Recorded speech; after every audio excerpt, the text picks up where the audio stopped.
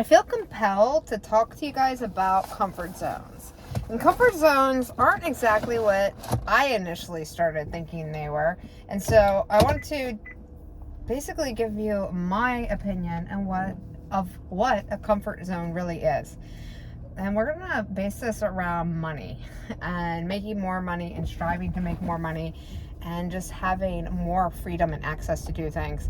So when I first thought about comfort zones, I was thinking more like just being comfortable with being around the same people, the same environment, doing the same thing day to day, doing your routine, and then changing that to make life a little bit harder, basically, like hustle more to get what you want, then more so, if that makes sense, then thinking of it this way.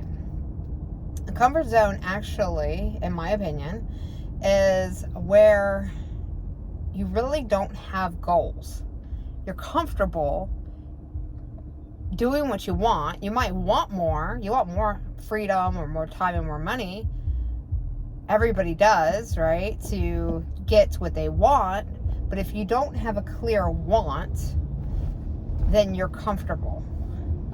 And you need that want to push you ahead. Because without it, you're comfortable enough to live without it.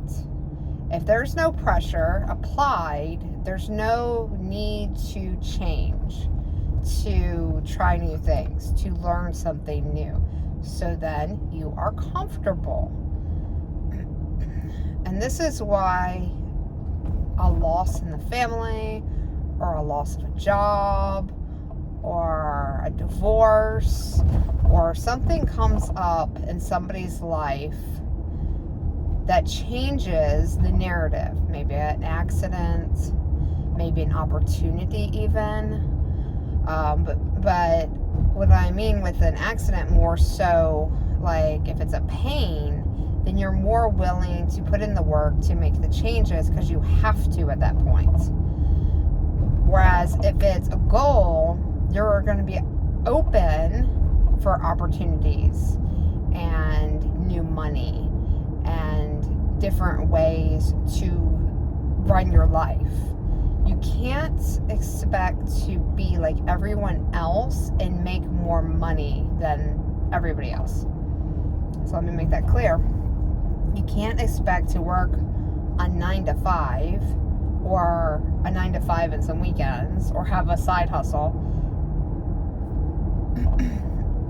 and get where you want to go and making more money and doing more stuff and having more freedom, because it's not about the hustle at the end of the day. It's really about the change.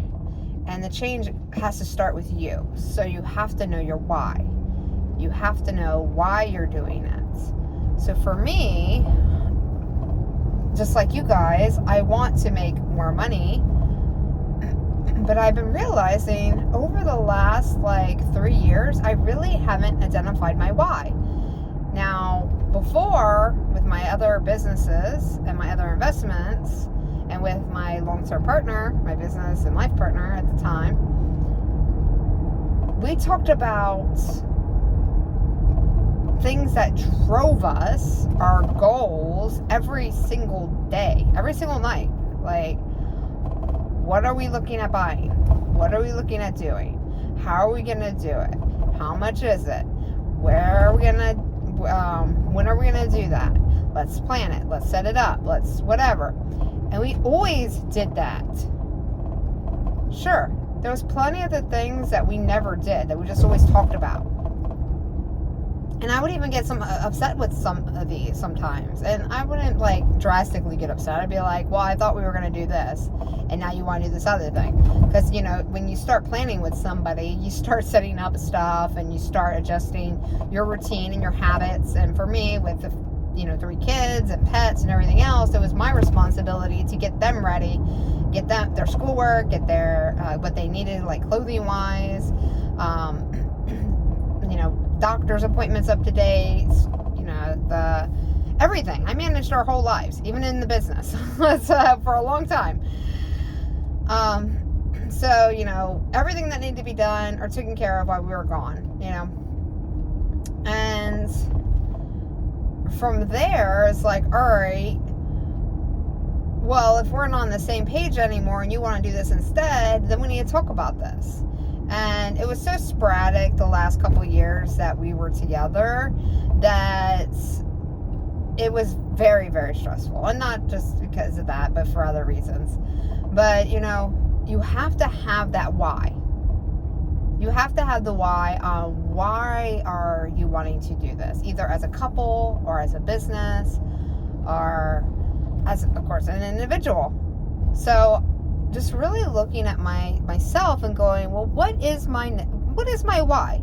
And I have my short-term goals. So I have my 6-month goals that I'm coming up on, right? So there's a couple things that I still haven't completed within my 6 months that I know will get done. I mean, I've got another like month and a half. Aside from that, you know, I've got my undefined goals. And really, I need to put a finite date onto that. And my finite date on those, I would say within the next 10 years, I would say, I'll own resorts. And I said that with an S. Yes, you are correct. I said it with an S. Resorts. Say, you know, in the next 5 years, I'll be making more money, 10 times more money than I have in any other business. Now, that you could say is goals, but now to move out of the goal setting, the dream building, into the action taking, I have to say, okay, well, what skills do I know now or need to know that people can pay that money, that I can provide the service, or somebody that I can hire provide that service? What does that look like from what I know right now? And it can change day by day. The more I learn, the more information I have, the more I can make adjustments.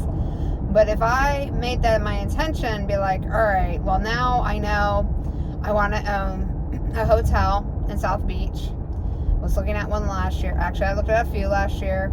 That fell through, but that's okay. It's still a goal. You know, say that thing costs, let's just throw out a number. Say it cost me $25 million. All right. A hotel in Miami that has a bar, that has a really good restaurant, that has like a quiet space for meditation and yoga and just really top notch. Okay. Right on the beach. All right, so say that it cost me $25 million. Say it cost me 30 or 40 million. You know, I'm going to buy a bigger one, so it's going to cost me 40 at least. So $40 million, I need to purchase this. I don't need all $40 million. I just need to, have the investors. So where are the investors hanging out? How can I meet them? How can I start building those relationships? You know, I could look at taking out either a personal or business loan, or even taking on private investor money to put down the down payment, to do the upgrades. I could take it to the bank and go, hey, you know, if we improve this, this, and this, it's going to cash flow this, and they can fund it.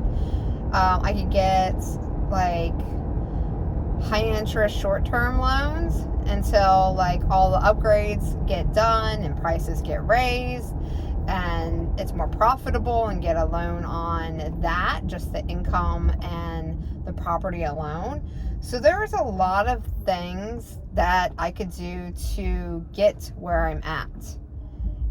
And this is why, if you really want to get out of your comfort zone, you have to know what you want. You have to know where you're going. Okay, so think on that. What is the things that you really want to do in your life, and break it up to 6 months. Let's say 6 months, a year, 3 years, 5 years, and 10 years. And have at least like 1 or 2 on each one of those.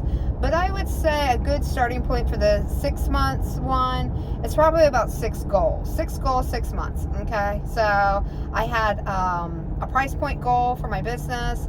I had a PR goal. I had a relationship goal. I had, let me think what my other ones. is, because I met a couple of them already. I've had a following goal, and I had I said money goal. How many clients that I'm going to be helping, so I had a reach goal. So those are my 5 that I had, and I probably had one more, but either way, I had about 5. And so far I've already completed like 3 of the 5. A couple of them weren't goals that I could technically meet. I could put myself out there and meet the connections, right? But some things, like I said, I wanted to be in a serious relationship. Like, that is a goal of mine. I'm not in a current serious relationship, but I am in a way, and I'm not. So I didn't define it. So technically I am, and technically I'm not. I have really good friends. I met a lot of really amazing people, but I put myself out there in these networks of people that I want to be affiliated with. So that helps. So even if you don't know how to obtain the goal, you can at least do something to obtain the goal. Take a course, take a bunch of different courses, get some feedback from people in groups, ask a lot of questions, and you'll get a lot of answers. And the more specific your questions, the better your answers will become, and the easier it is to obtain the answers you need to get to where you're at, to get out of your comfort zone. Comfort zone is really not a bad thing. If you're comfortable and you love your life, then that's great. That's where everybody wants to be. But if there is something that you've always wanted to do in your life that you feel you're not yet achieving, and it's something that's going to really fulfill you, and when you're older, you'll be like, I'm so glad I did that. That is what you need to work toward. That is what your driver is. What's going to help push you on the days that it's hard, it's challenging, there are setbacks, you fail at it because circumstances come up, but it doesn't matter because you're going to try again. All right, guys, my name is Amanda K. Thornton. Thank you for watching. Make sure you subscribe, like, love, share, save, save the video, watch it again. Whenever you need some more encouragement, whenever you need a guideline on how to get out of your comfort zone, this is the video for you. And I'll talk to you soon. Take care.